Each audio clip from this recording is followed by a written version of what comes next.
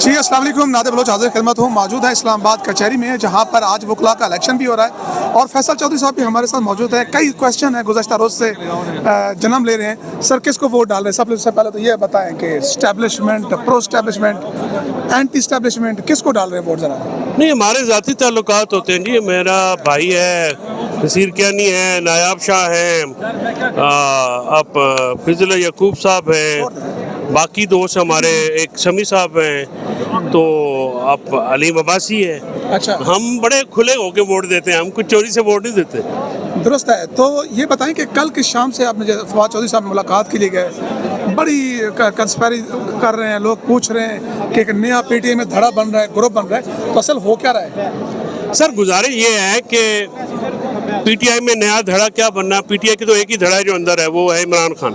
اچھا، باقی وہ جب باہر آئیں گے تو عمران خان کے علاوہ تو کوئی دھڑا ہے نہیں. باقی تو کوئی ایسا کسی کی وقت بھی نہیں ہے نا جی.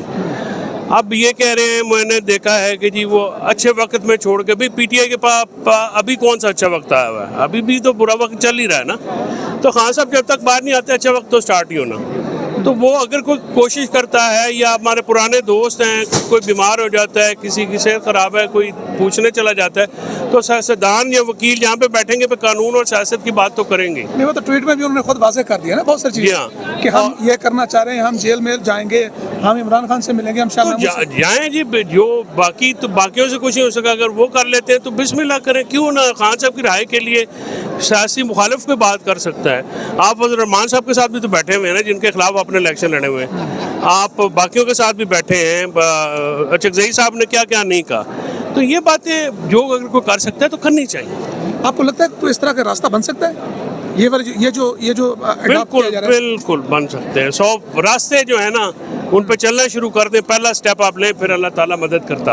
ایسی کیا مشکل ہے کہ ایک منتخب وزیر اعلیٰ کو ملاقات نہیں کرنے دی جا رہی؟ یہ تو ضد ہے نا اسٹیبلشمنٹ کی، کہ وہ بتانا چاہ رہے ہیں کہ عدالتیں، ظاہر ہے عدالتوں کا کوئی وقت تو رہ نہیں گئی. 26ویں ترمیم اب 27ویں آ رہی ہے، وہ بہت ہی ڈریکونین ہوگی.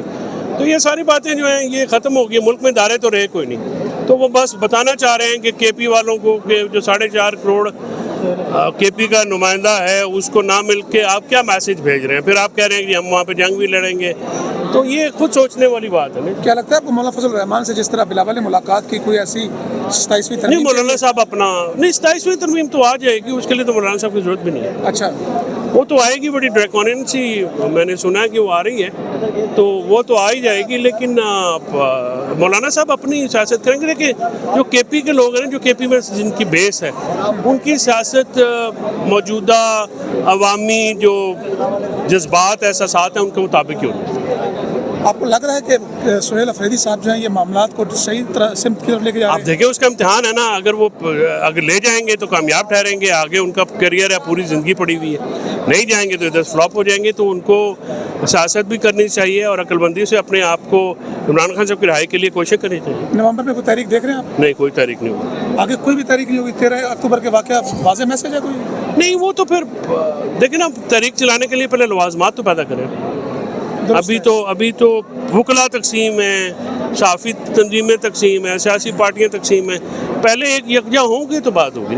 کیا آپ کو لگ رہا ہے کہ تعریفیں ہماری کی ٹرمپ نے معاہدہ انڈیا سے نہیں، وہ کہ دیکھیں ہر ملک کی ریاست کے اپنے اپنے مسائل ہوتے ہیں، اپنے اپنے ان کے تعلق ہیں. آپ کیوں معترض ہیں؟ ٹرمپ آپ کے ساتھ ہے، پریزیڈنٹ آپ کے ساتھ ہے، تو آپ جائیں وہاں. ان کے چائنا کے ساتھ بھی ٹریک ریکارڈ امریکہ کا اچھا نہیں ویسے ہمارے ساتھ. نہیں، تو ہمارا بھی ٹریک ریکارڈ افغانی کے ساتھ کون سا اچھا ہے، یا ان کا ہمارے ساتھ کون سا اچھا ہے؟ یہ ریاستی انٹرسٹ ہوتے ہیں، یہ اس وقت ہوتے ہیں. سر شاہ محمود صاحب کے حوالے سے سوال کروں گا.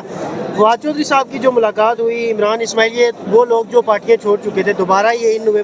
سر کسی کے کہنے پہ ملاقات کی گئی یا خود ان سے رابطہ کیا گیا؟ شاہ صاحب سے رابطہ کیسے کیا گیا یہ بتائیے. شاہ صاحب سے رابطہ جو ہے وہ کس طرح سے ہوتا ہے؟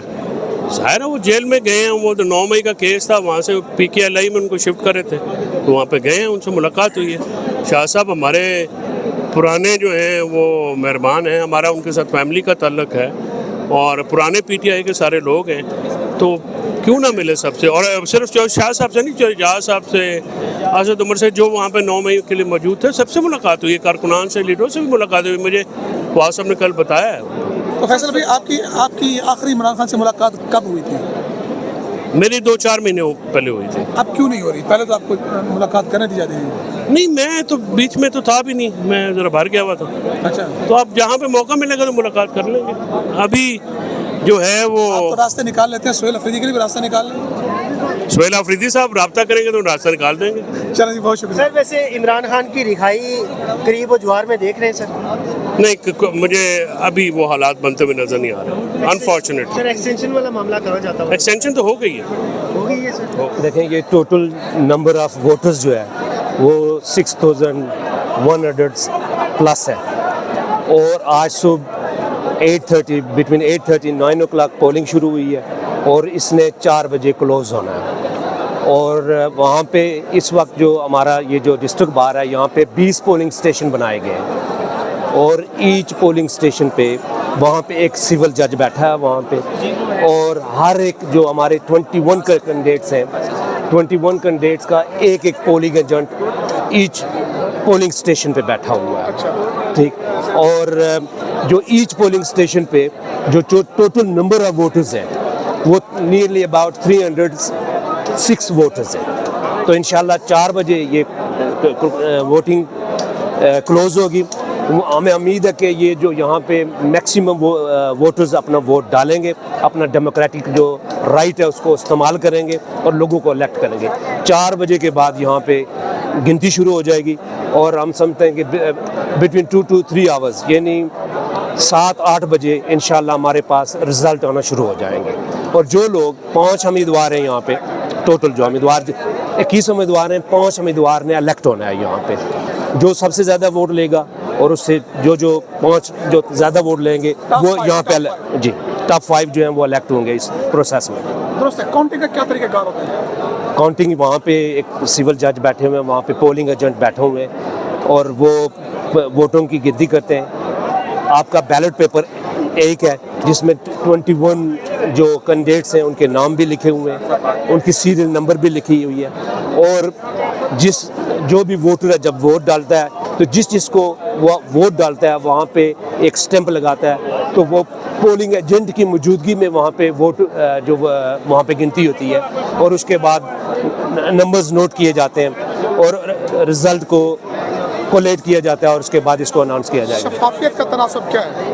मैं ये समझता हूँ कि अब ये इस वक्त तो यहाँ पे कोई ऐसी प्रॉब्लम नहीं है, मामला ठीक जा रहे हैं। यहाँ पे एक टोटल नंबर वोटर्स की एक लिस्ट पहले से इशू है, तो मैं प्रिज्यूम नहीं करूँगा कि यहाँ पे कोई धांधली होगी या इस तरह से। हाँ, काउंटिंग में भी मैं नहीं समझता कि वहाँ पे पोलिंग एजेंट बैठे हुए हैं, एक सिविल जज बैठा है, बड़े ज़िम्मेदार लोग बैठे हुए, पोलिंग एजेंट के सामने वहाँ पे 45 और 47 का सिलसिला नहीं होता। मैं ये समझता हूँ कि बाद में कोई रिजल्ट चेंज करे, हमें नहीं पता, लेकिन मैं प्रिज्यूम नहीं करूँगा कि यहाँ पे कोई ऐसी धांधली होगी और वकला के साथ धांधली होगी। तो इसलिए मैं कोई रिगिंग की मैं समझता हूँ कि ये राइट नहीं है कि मैं अज्यूम करूँ। सिविल जज बैठा होता है तो वहाँ पे चीज़ें बहुत कंट्रोल में हो सकती है सर। जी सामने वहाँ एक साख भी है उसकी। देखें 21 वहाँ पे टोटल कैंडिडेट्स हैं, और 21 पोलिंग एजेंट बैठे हुए हैं वहाँ पे एक कोर्ट से, और उनके सामने गिनती होगी। तो मैं ये समझता हूँ कि लेस लाइकली यहाँ पे कोई रिंगिंग होगी।